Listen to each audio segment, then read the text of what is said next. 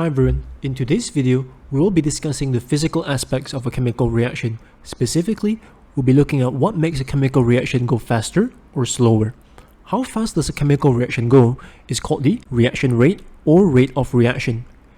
During a chemical reaction, particles of reactants must engage in a type of collision known as successful collisions.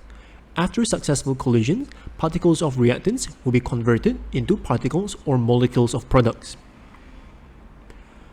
The rate of a chemical reaction is typically measured in terms of how quickly do the reactants disappear from the chemical reaction, or how quickly do the products appear during the chemical reaction. Understanding the concept of successful collisions is crucial in understanding the rate of a reaction. So what are successful collisions? As mentioned before, during a chemical reaction, particles of reactants must collide with each other. However, the vast majority of these collisions will be unsuccessful.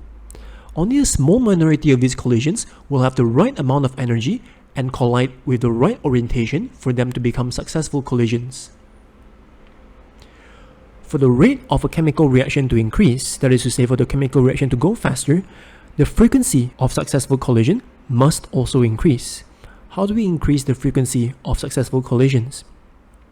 Firstly, since successful collisions are a subset of total collisions, to increase the frequency of successful collisions, we can simply increase the frequency of total collisions. And to do this, we can increase the temperature of the system. By increasing the temperature of the system, we give the reactant particles more kinetic energy, so they move around more quickly and collide more frequently. Alternatively, if the reactants are liquids or gases, we can increase the concentration of the reactants or the pressure of the reactants respectively. Both ways would force the same number of reactants into a smaller volume, increasing the chances that they will collide with each other.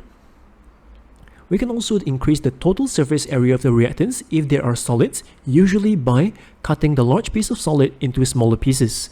This will expose more area for collisions with other reactant particles.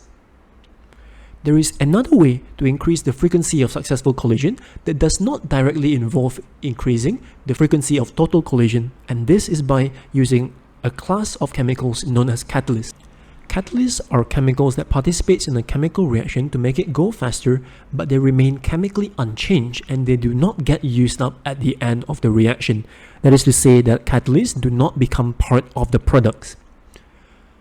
Enzymes in our body, such as proteases or lipases that breaks down proteins and fats respectively, are examples of biological catalysts. Catalysts work by reducing the minimum amount of energy required for a collision to be successful. The minimum amount of energy required for a collision to be successful is called the activation energy. When the activation energy of a reaction is decreased, more reactant particles will have the amount of energy they need to participate in successful collisions. So this will increase the frequency of successful collisions and therefore the rate of the chemical reaction.